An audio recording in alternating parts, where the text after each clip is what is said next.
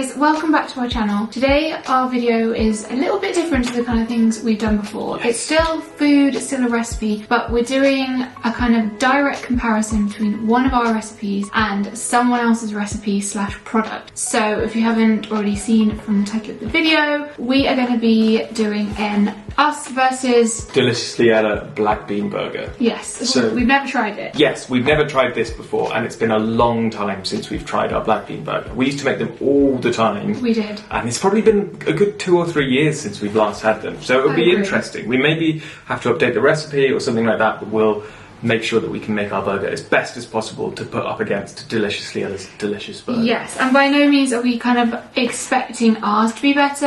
In fact, I'm assuming hers is going to be better, but you never know. I mean, we love her recipes. We've got her cookbooks, we've tried loads of her products, and they never disappoint. Like, no. They're always good, kind of like sturdy recipes. So yeah, we're going to show you how to make our black bean burger. We're going to do exactly the same toppings on both, just to make it as fair as possible. Yes. And then, yeah, try them, see how ours still kind of holds up, and give you our thoughts on Deliciously Ella's burger. Yeah. And which one's better. I don't know, I think it might not necessarily be a what's better. Yeah, like one might be more convenient, one might be like more tasty. Yeah. Like, who knows? My hypothesis is that they're going to be good for different situations. Yes, but you will have to wait and find out and see. So I think we're going to get straight on with showing you how to make our black bean burgers. We're going to start with the couscous. Simply add some boiling water, cover and let sit for 5 to 10 minutes. In the meantime, we can get on with grating the beetroot.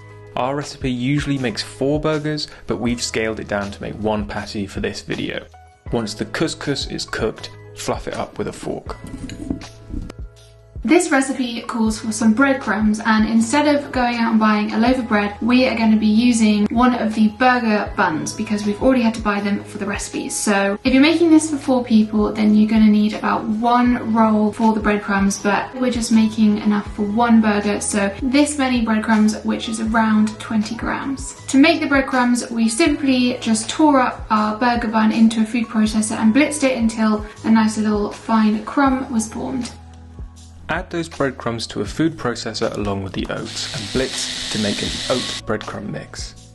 Now everything is prepared, we can add it all to a mixing bowl. In goes the black beans and the beetroot and couscous from earlier, and that breadcrumb and oat mix. Now it's time for seasoning. We use a generous amount of dried dill, paprika and cayenne pepper, along with some salt and pepper for good measure. And lastly, a squeeze of lemon juice. So the next thing that we need to do is combine everything together, and to do that I'm going to use my hands, get right in there and mash it all together. So this is, I think, the first recipe we ever created and ever posted on our blog over 5 years ago. So I'm not sure how it's going to hold up. The method's a bit iffy. It's telling me to use my hands, what I'm telling myself to use my hands from the past, from 5 years ago. And I don't think it's the right way to go. I feel like a masher, a blender, some sort of tool is a lot better than my hand. So I think we're going to need to update this recipe.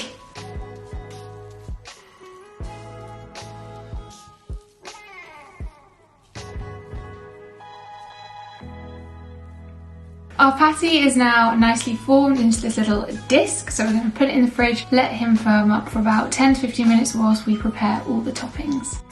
I think I need to go and wash my hands.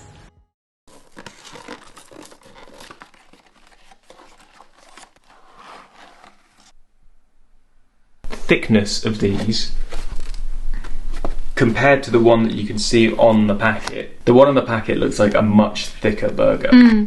So already a couple of things that we've noticed, they are a little bit smaller and you only get 2 in a pack for £3.80, I want to say.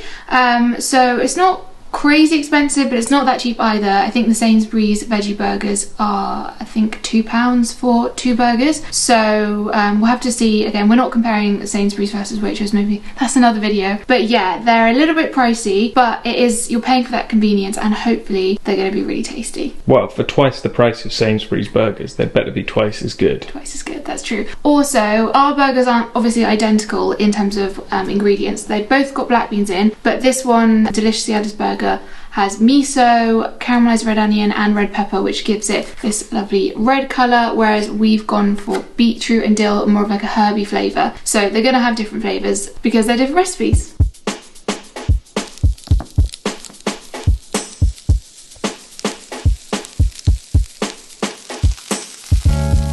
We're ready to build our burgers, and I'm going to build them both together side by side so they're exactly the same. And obviously first thing we're going to do is get the base of our burger.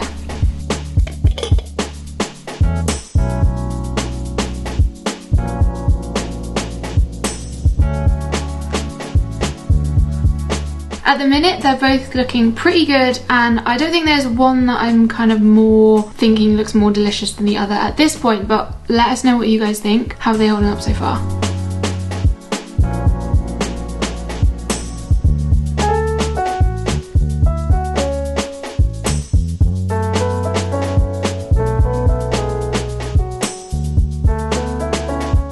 Wow, look at these. They look good. They both look real good. Yeah. I can't wait to just bite in. I don't think I'm going to be biting into this. Yeah, I don't even know how I'm going to actually. So you've got the Deliciously Ella one. Yes. And I've got our one. Yes. Visually, they both look good. They both look great. Ours definitely looks more homemade, as you would expect. This is obviously like the patty's been made with a machine to make sure it's like perfectly round, whereas ours has just been, as you saw, made with my shaped. So you can decide, I guess, what you prefer. I think personally I prefer a bit more of a homemade vibe. Yeah. I'm thinking we're gonna try the same one at the same time. We'll both try the Deliciously Ella one to start. Should I? Okay. I think we should cut it in half. Yeah.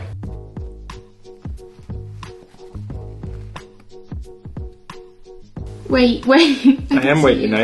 Eyeing it up, you're like raring. Cheers. Okay.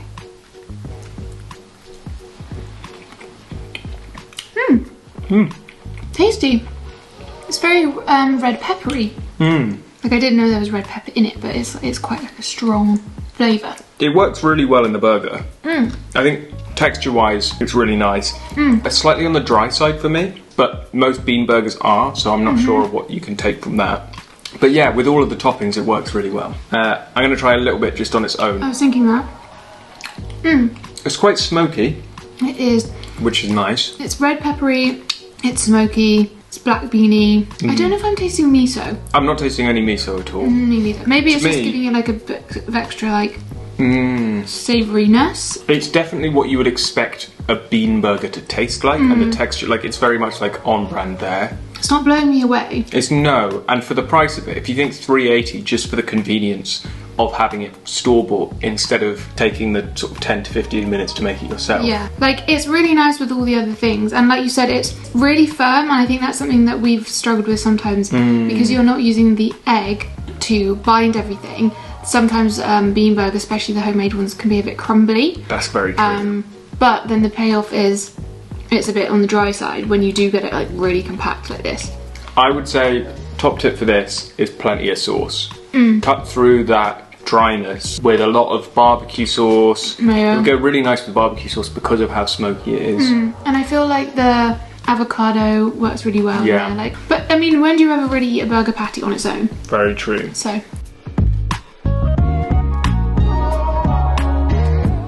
Right, I'm gonna have a look at that. It is a much thicker patty. You can see that very clearly. You know. Cheers. Cheers. Immediately, very different. Very different. Ours is more, like we said earlier, it's more herby. Like the dill and the beetroot is more of like a fragrant than like a spiced sort of a vibe to it. Yeah, and I'm not sure whether it's the flavours that we've chosen to put in the burger or if it's just the strength of the flavours themselves. But I can taste more of our burger patty coming through the whole burger than I could do of hers. Can you? I thought the other way around. Oh, did you? That's Yeah. interesting. Okay. Ours is a lot softer. And I think because our patty is thicker, it's more moist, but it's less like a burger in that sense. Yes, it's Like, more it's more, like compressed. Yeah, it's definitely much more of a bean burger than a burger made of beans. I'm not sure I'm preferring one over the other. No, neither. I don't think I am either. I think like ours does taste more homemade, which is not surprising. I prefer the flavours in ours, but again, not surprising because they're flavours that we know we like and we've chosen. I'm not a huge fan of red peppery flavours. I quite like that. I quite like the smoky, red peppery, paprika-y kind of flavour of it. I'm a bit disappointed that the miso isn't as like strong because I love miso and I'm so like intrigued by that, how they were going to make that flavour come through in a burger, and I couldn't really taste it. So a bit disappointed about that, and it's expensive. I think knowing us, like we would probably always choose to make something from scratch. But we're that kind of person. I mean, if you're the kind of person that has less time and you just need the convenience and you're willing to pay for it, then the Deliciously Ella's burger is at a cost, but way easier to make than our recipe. And I mean, everything is subjective of what's expensive, what's cheap, what's budget friendly. It all depends on your individual circumstances, and I think that is what the Deliciously Ella team seem to be striving for, is making healthy, delicious food but in a convenient way for people as an option. Of course you can always make things from scratch, and it's just how you feel on the day, and I think I will probably make our burgers again, maybe with a few tweaks, and I can see myself buying her burgers again. I'm not sure. I'm more likely. Better. I would say that I'm leaning more towards our burger being better, just because the type of person I am. You love cooking. I love cooking. I'm happy to make things from scratch. I don't mind taking the time to do that, and if I can save a couple of quid whilst I'm doing that at the same time, then that's perfect. I'm going to play devil's advocate. Okay. If someone was like, hey, do you want to come to a barbecue now? And you're like, oh, I'd love to, don't really have time to go and make something. Like, we often buy ready-made fake meats. Because of the convenience of swinging past the store on the way to your friend's house. So in that scenario, when it's like, we don't have time, we're going straight to the barbecue, we're going straight to someone's house, whatever, and I don't want to eat something that's going to, like, make me feel a bit rubbish after.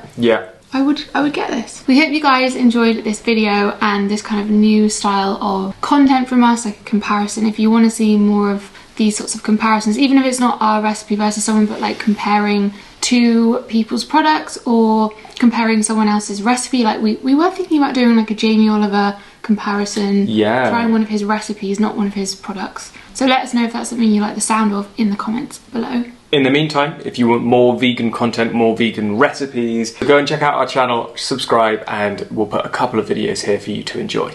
See you in our next video. Bye.